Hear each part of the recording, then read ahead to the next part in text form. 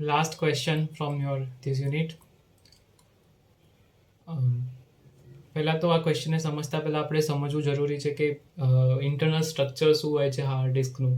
તો જ્યાં આપણી જોડે એક રીડર હોય છે, રીડર રાઇટર, જેનું કામ છે હેડને પોઈન્ટ કરવાનું આ સિલિન્ડર્સની સેક્ટર્સ અને ટ્રેક્સ પર ફરીને. આ જ્યાં પોઈન્ટ રોટેટ થતાં થતાં જ્યાં પોઈન્ટ કરે છે ત્યાંના એડ્રેસને આપણે આપણી સ્ક્રીન ઉપર જોઈએ છીએ. ત્યાં મેમરીમાં કંઈક ડેટા સ્ટોર થયો હોય છે, ત્યાં કોઈ ફોટો ફાઇલ સ્ટોર થતી હોય છે, એ ડેટા આપણે આપણી સ્ક્રીન ઉપર જોઈ શકતા હોઈએ છીએ. ઓકે, તો આ છે ડિસ્ક આર્મ શેડ્યુલિંગ. ઓકે, અને આના જે એલ્ગોરિધમ્સ છે FCFS, SSTF, સ્કેન, સિસ્કેન, અને આપણે જોઈશું.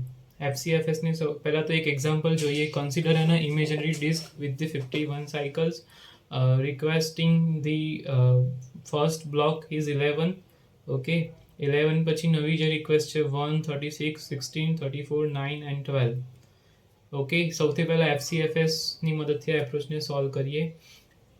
જો એક્ઝામ્સમાં તમને ડાયરેક્ટલી ક્વેશ્ચન પૂછવામાં આવે તો તમે કોઈ બી તમારું આ ટાઈપનું એક્ઝામ્પલ લઈને લખી શકો છો, એલ્ગોરિધમ એક્સપ્લેન કરી શકો છો. Okay, first come first serve. This is for the disk arm scheduling algorithm. જ્યાં અહીંયા પહેલાં તો હું થોડું ડિસ્કશન કરવા માંગીશ કે અહીંયા હવે આપણે શું કરીશું. જે આપણો ડેટા છે કયો હતો, જે સિલિન્ડર ડેટા હતો 1, 36, 16, 34, 9 અને 12. તો આના બ્લોક બનાવી દઈશું. એક તો 1, પછી છે 9, 0થી સ્ટાર્ટ કરીશું ગાઈઝ, 0થી સ્ટાર્ટ કરીશું. 1, પછી 9, 12, 16, 34, 36 અને 50 સુધી કેમ ગયા? તમને આ ક્વેશ્ચન થતો હશે આપણે 50 સુધી કેમ ગયા? તો આપણને જે લાસ્ટ સાયકલ આપી સિલિન્ડર્સ જે લાસ્ટ હતું એ 51 સુધી હતું અને આપણે સ્ટાર્ટ ક્યાંથી કર્યું? 0થી. તો 0 to 50 is the total count of 51. તો એ 51ના અંદર જેટલું બી આ બધું જે આવી રહ્યું છે બધું 51ની અંદર આવતો પોર્શન છે. ઓકે, ફર્સ્ટ કમ ફર્સ્ટ સર્વ એવું કહે છે કે જ્યાં ઇનિશિયલ આપણને સાયકલ જે કીધી હતી 11, તો 11 ક્યાં આવશે? 11 નંબર અહીંયા ક્યાંક આવશે. તો 9 ને 11 વચ્ચે અહીંયાથી ક્યાંકથી સ્ટાર્ટ કરીશું આપણે.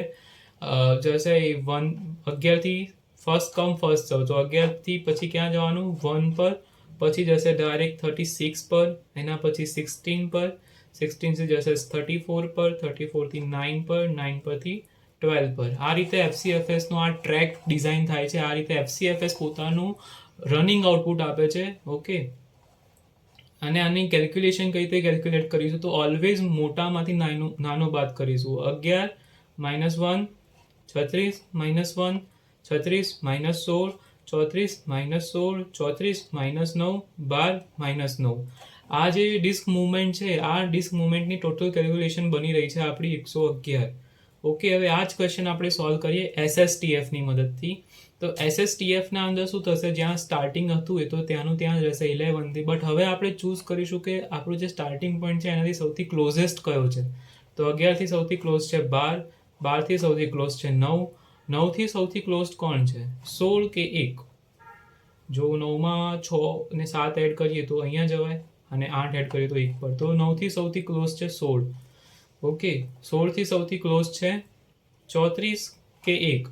16થી સૌથી ક્લોઝ છે 1, 1થી સૌથી ક્લોઝ છે 34, અને 34થી સૌથી ક્લોઝ છે 36. રાઈટ. તો આપણી આ ડિસ્ક મુવમેન્ટ બની 11, 12, 9, 16, 1, 34, 36. અને ફરી મેં કીધું એ પ્રમાણે મોટામાંથી નાનું બાદ કરતા જઈશું અને લાસ્ટ સુધી જઈશું. ઓકે, અહીંયાથી 11, 12માં 12 - 11, 12 - 9, 16 - 9, 16 - 1, 34 - 1, 36 - 1, ને આપણી ડિસ્ક મુવમેન્ટ બનશે. ઓકે, હું ડાયરેક્ટલી ફોરવર્ડ કરી રહ્યો છું સ્કેન પર. ઓકે, સ્કેન કઈ રીતે વર્ક કરશે? This is also cold as a elevator algorithm. જે આપણે આના અંદર સાયકલ્સ પ્લોટ કરી 0, 1, 9, 12, 16, 34, 36, 50. ઓકે, પહેલું આપણું 11થી સ્ટાર્ટ થઈ રહ્યું છે. 11થી આપણે જઈશું એક જ ડાયરેક્શનમાં આપણે આગળ વધતા જઈશું ગાઈઝ. એક જ ડાયરેક્શનમાં અહીંયા આપણે આગળ વધતા જઈશું. 11થી જઈશું આપણે 12 પર, 12થી જઈશું 16 પર, 16થી જઈશું 34 પર. ઓકે, 34થી જઈશું 36 પર. હવે આપણે અહીંયા ફિનિશ કર્યું. હવે આપણે જઈશું 50 પર. ઓકે, લાસ્ટમાં આ જે પોઈન્ટ છે ને આપણે સ્કેનના અંદર વિઝિટ કરીશું, જે લાસ્ટ આપણે જે સેક્ટર પાડ્યું ત્યાં લાસ્ટ સિલિન્ડર, અહીંયા સ્કેનના અંદર વિઝિટ કરીશું 50 પર. હવે 50 થી ડાયરેક્ટલી ટર્ન બેક થઈશું નેક્સ્ટ વેલ્યુ 9 પર. ઓકે, એના પછી થઈશું 1 પર. આ રીતે આપણે સ્કેનમાં વર્ક કરીશું. Hope you are getting. હું ફરી એક્સપ્લેન કરું. 11 થી આપણે સ્ટાર્ટ કર્યું, પછી એક ડાયરેક્શનમાં આગળ વધતા ગયા, જે ક્લોઝેસ્ટ વન હતી એ ડાયરેક્શન 11 to 12, 16, 34, 36. ઓકે, એના પછી લાસ્ટમાં 36 પછી આપણે જવાનું હતું ક્યાં, તો 9 અને 1 બાકી હતા, બટ 9 ને 1 અહીંયા ડાયરેક્ટલી વિઝિટ નહીં કરીએ. એના પછી બી આપણે જે આપણું જે સિલિન્ડર છે એની લાસ્ટ જે સિલિન્ડર વેલ્યુ છે ત્યાં ટચ કરીશું, અને પછી આવતી નાની વેલ્યુ 9 અને પછી 1 પર. સી સ્કેનના અંદર થોડુંક જ ફરક છે. ડિસ્ક મોમેન્ટમાં તમે કેલ્ક્યુલેશન જોઈ શકો, 11, 12, 16, 34, 36, 50, 9 અને 1. આ પાથને આપણે ફોલો કર્યો. નીચેની કેલ્ક્યુલેશન તમને મોમેન્ટ ફાઇન્ડ કરતા ફાવે. સી સ્કેનમાં બસ થોડોક જ ફરક છે. આ એક્ઝામ્પલ સાથે આપણે એને જોઈએ.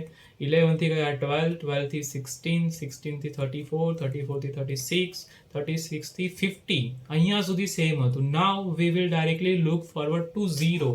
મતલબ અહીંયાથી ડાયરેક્ટલી 0 પર જતા રહીશું, અને હવે 0 થી પાછા આગળ આવીશું. 0 થી હવે આપણે ક્યાં જઈશું, 1 ઉપર. 1 થી આપણે 9 પર. આ રીતે આપણું ડિસ્ક મુવમેન્ટ આપણે ફિનિશ કરીશું. આ હતું સી સ્કેન માટે. ઓકે, આની સાથે આપણું ઓએસનું ઓલમોસ્ટ બધું ટોપિક્સ ફિનિશ થાય છે. All the best for your exams.